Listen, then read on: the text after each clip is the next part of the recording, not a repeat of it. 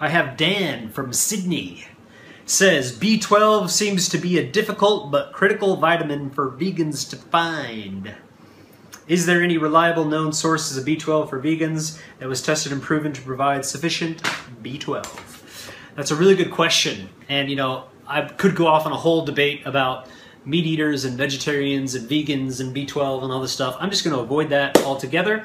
But what I will say is that, yes, the B12 has been an issue for a very long time for vegans especially.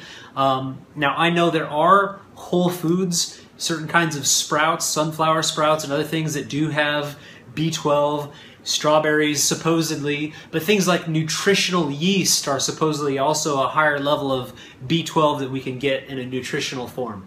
So personally, I have little seaweed crackers that I buy. I buy some nutritional yeast and I'll pour some nutritional yeast on there and snack on it. And I think that's probably a great source. But it's not proven and tested. You know, I actually was supposed to have a blood test last week, but I ate breakfast. I had, you know, a couple bananas and they said, oh, you're not supposed to eat. So I'm waiting to get to do that next week. And I'm getting B12 and I'm getting everything checked to see exactly where I'm at. Look for that in the coming months. But essentially, yes, there are nutritional places where we can get B12.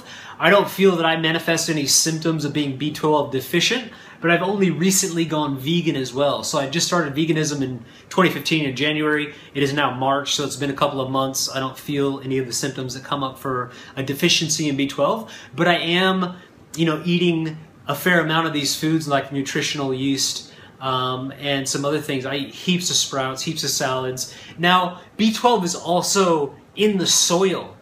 So, you know, I know as a kid and what many people did probably for thousands of years, you know, you go out and you would pick a carrot out of the ground. I remember actually going out with my family and going to a farm and we'd pick our carrots out, or even out front, you know, where we had carrots. My mom out back had little gardens. You know, you'd pick a carrot, we'd wipe it off on our jeans and eat it. And that was it, you know, and we weren't using, you know, like heaps of like manure or any types of weird fertilizers. We just, you know, grew stuff out of the ground. So yeah, we'd wipe it off and eat it. And I know a lot of people might be afraid of that, like, oh my God, you know, there could be poo particles and, you know, contamination and all this stuff. And it's like, well, if you have a good immune system, you eat healthy, you play in the dirt like you're supposed to when you're a kid to build your immune system. When I was a kid, I did eat dirt. I actually liked the taste. In fact, when it rained, I used to go lick the ground because I liked the smell of the rain on the dirt. Kind of crazy. So that's another way. Like if you grow an actual garden and you have plants and you trust Mother Nature and you trust your dirt, like wipe it off, clean it off, but then eat it. And there's bacterium that exists in the little bits of soil on your food that are going to, you know, supply plenty of B12. And that's why it was never an issue. You know, but these days we're, you know, so caught up in antibacterial soaps and all of these, you know, gotta be clean. And, you know, we're scrubbing stuff with apple cider vinegar to get off the pesticides and all the other crap, which is understandable, of course. You know, I do it. You know, if I'm buying stuff that I don't know is 100% organic, I'm going to be washing it and cleaning it, doing my thing as well. But if I'm out in nature, if I'm growing my own foods, I'll eat those foods directly from Mother Nature without having to go in and go through the whole process of the, you know, contamination disposal arena. Okay, so that being said, if you are vegan and you're not willing to eat out of the ground and grow your own food, which I think would be best, in fact, I have some systems coming that are pretty fantastic for growing your own food. But if you're not willing to do that and you're not willing to focus on some of the foods that are known to have B12, and even if you do, I would recommend if you focus on the foods that do have B12, like the nutritional yeast and some of the different things, which I can post in here, you still probably want to go get tested and just see where you're at, to see if you have sufficient levels. And if you don't, you know what? Go for a supplement. Now, holy shit, did Tyler Tolman say supplement? Yes, I did.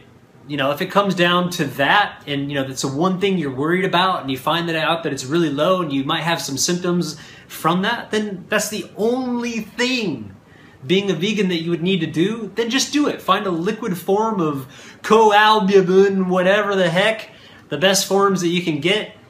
Take a little bit of a supplement as you need to. And yeah, live healthy, be happy, forget about it, move on, eat lots of plants, have a good time, get out in the sun, move your body. And I will definitely let you know what the report says with the blood test. So I hope that helps. There are nutritional forms. There's a whole nother thing coming up for me that maybe I won't talk about. But humans do produce B12 in the digestive system. So supposedly our body doesn't reabsorb that B12.